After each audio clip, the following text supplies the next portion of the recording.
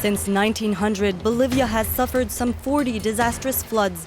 Extreme events are becoming more frequent and violent.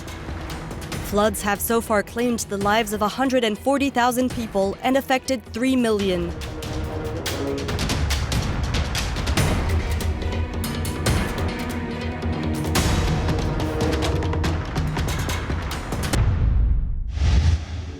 Over 20 indigenous communities are regularly flooded in the Amazon basin of Bolivia. That's the case of Capaina, along the river Beni. 25 families live here. Natural disasters can isolate communities for months, and traditional medicine then turns out to be the most effective first response to diseases. Doña Juanita and Doña Antonia are local healers.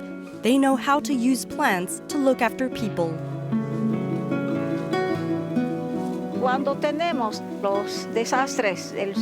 When we have disasters caused by the river, the wind, there's no money to go to the hospital. So these medicines are quite good to have when all these disasters happen.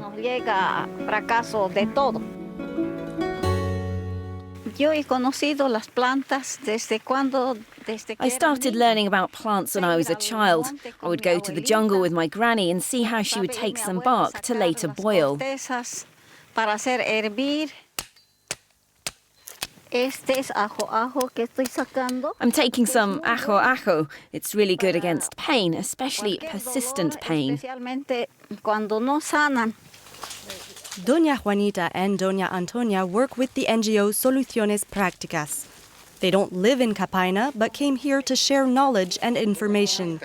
The NGO is funded by the European Department for Humanitarian Aid, and it gives their traditional practices a modern twist. This has been practiced for centuries. What we want is to give it legal and scientific backing.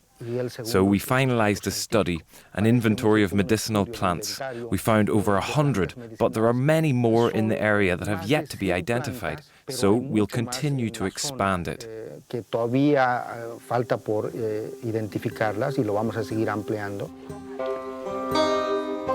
Bolivian law already recognizes the role of traditional healers. Now, with that inventory, the NGO is working to protect and disseminate their knowledge.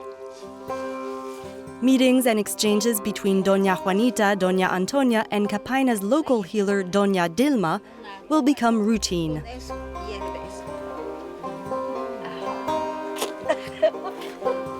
It's spicy.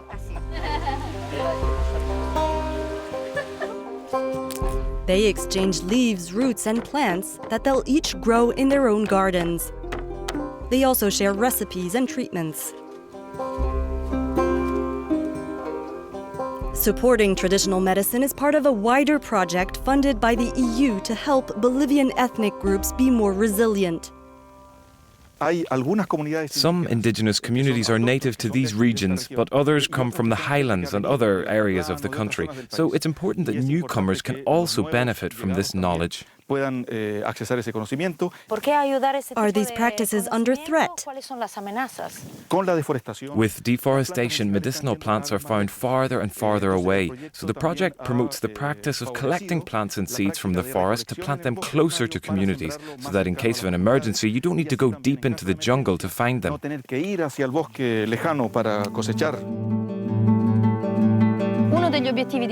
One of the goals of this project is to share the knowledge of the healers with younger generations and take it outside the jungle. For example, to Rurrenabaque Market. Rurrenabaque is about 20 minutes by boat from Capaina. Doña Juanita and Doña Antonia made the trip together to bring their remedies to the weekly market.